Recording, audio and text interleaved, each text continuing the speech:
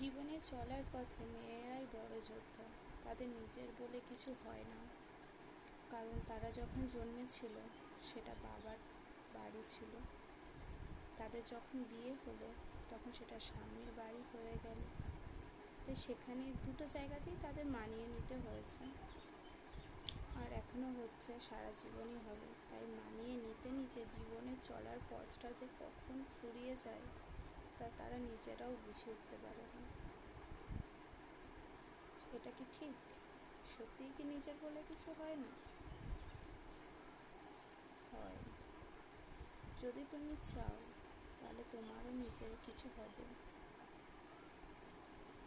তার জন্য তোমাকে প্রিপারেশন নিতে হবে, নিজের যোগ্যতা প্রমাণ করতে